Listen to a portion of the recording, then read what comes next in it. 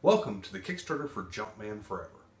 If you're a classic gamer, you probably already are familiar with Jumpman from the Commodore 64 and Atari era, and even from the PC and Apples. If you're not a classic gamer, let me throw a couple of quotes at you from Compute Magazine back in 1983 when Jumpman was originally released for the Atari. Creating good first impression isn't the easiest thing in the world, especially if the audience is made up of experts. Even more difficult task is to sustain or improve upon that good impression over a period of time. Jumpman succeeds in both cases.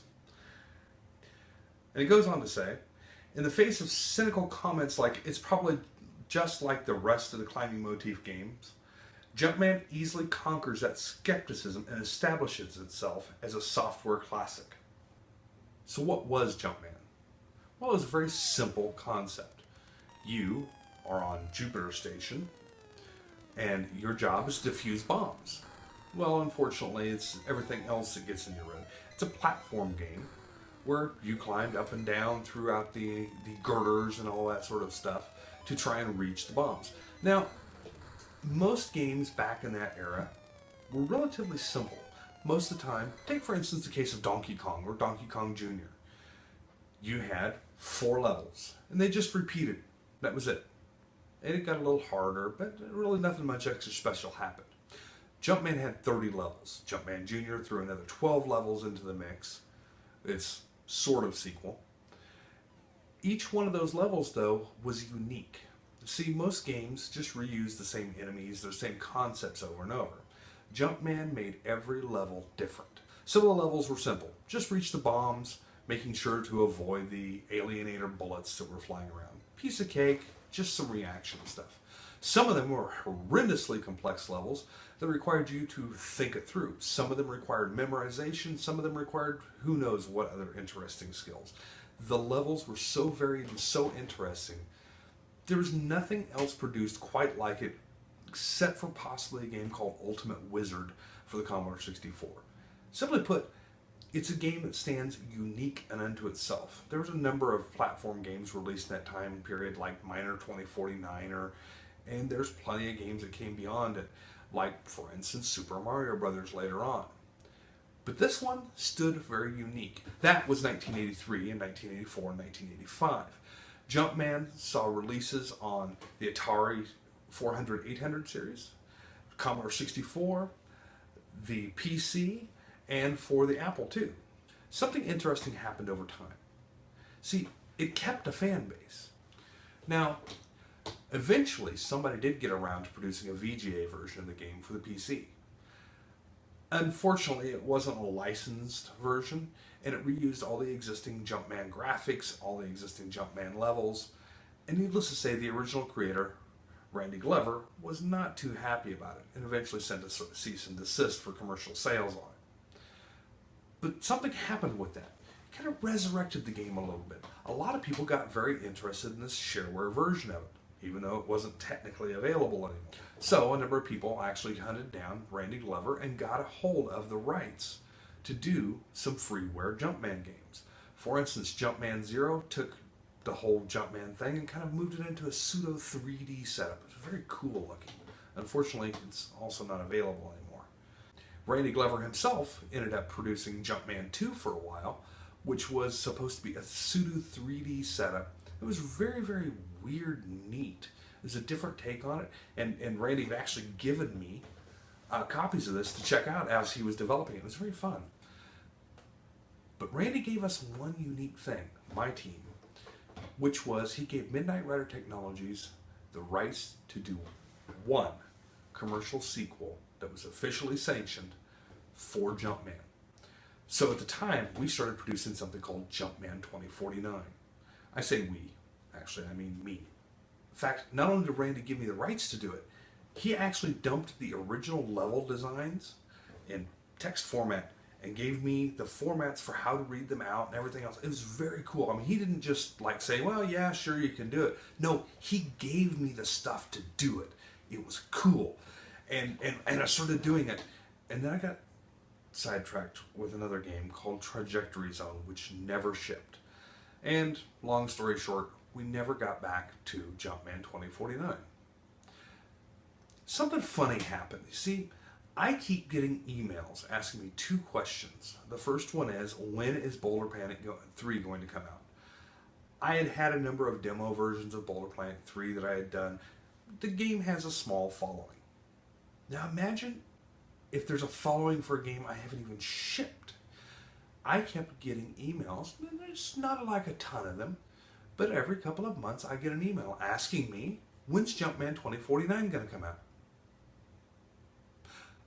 Now, I'll admit, for a while I ignored a lot of these emails. I mean, I didn't really intend to get back into game development for quite a while. But slowly but surely I've been easing myself back into it. In 2010 I released my first role-playing game, a print book called The Horror Game. Then in 2012 I released the Plastic Army Game, which is a tabletop miniatures game based around Plastic Army Game. It's kind of cool, kind of fun. Then in 2013 I did Retro Breaker, which was my first new video game in quite a while. But I still kept getting those emails asking me where Jumpman 2049 was. So it was time to think about it. How was I going to do this? See, my original plan for Jumpman 2049 was pretty simple. I was just going to make a new Jumpman. I was going to import the old levels and produce some new levels. And to get on top of that, I was going to update the graphics a little bit, and it'd be done. Well, it got me to thinking. If I was going to do the game, I wanted to do it right. See, I didn't want to just do a sequel to it that incorporated the existing stuff. I wanted to figure out what the core gameplay of Jumpman was. Now, see, I do cons and things like that from time to time, so I got the opportunity to take Jumpman out on the road with me. I had a PC set up with an emulator and a copy of the original Jumpman. And it was kind of fun because people would walk up. Some people remembered the game. Some people, being a younger crowd, had never seen it before. They all picked it up. They all started playing it. And it was interesting. Some people would play through for a little bit and they'd die, and so they'd leave. And then they'd come back because they wanted another shot at this, and another shot at it, and another shot at it.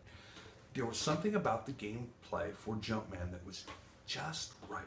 Something that just resonated with people. So I spent some time looking at the core. What values in the game was it that really resonated with people? What was it that didn't? Once I narrowed that down, slowly but surely a plan started to come together. The original project name was Jumpman 2049. I ended up changing the name. I wanted something that more fit with what I was thinking. See, if the game has still got a fan base after nearly 30 years, well, if I'm going to produce one, why shouldn't I actually shoot for having a game that will be available and have a fan base ages from now? So Jumpman Forever was founded. Now, the kicker is we're not reusing any of the original levels. And I've got a number of reasons why. In fact, there's groups like, there's a ColecoVision group that's trying to bring back the ColecoVision with a copy of Jumpman and Jumpman Jr. in there. Well, I could spend all of my effort trying to get the original levels to work exactly perfect, because if they're not right to the pixel, the gameplay is not going to be right for that game. So once I got what I felt were all the core concepts down, then it was time to look at where should we take it. See, what I wanted to do was I wanted to produce a setup where, first, it was as good as the original game, if not better.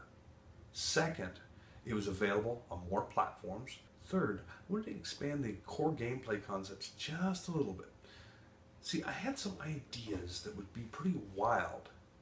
So what is it that we're doing here? Well, we're trying to fund getting a game developed. See, we've already got some of the core graphics done, but we don't have any sound yet. We have to have time for developing levels. We have to have a couple more tools here and there, but we've got the core stuff down already. Now it's time to do the rest. And well, that's why we're trying to get your guys' help. Now we're doing this as part of Ouya's Free the Game Fund. What's fun about that is this. See, we're asking for $20,000. We're selling you everything from beta copies to get you in early on the gameplay and to get your input on it. And also exclusive levels and packs of cool stuff. But one of the things that's neat is, see, Ouya we're going to release it on the Ouya first. If you don't know what an Ouya is, it's a little micro console. That's an Ouya. It's a little micro console that hooks up to your TV, and it plays essentially Android-based games.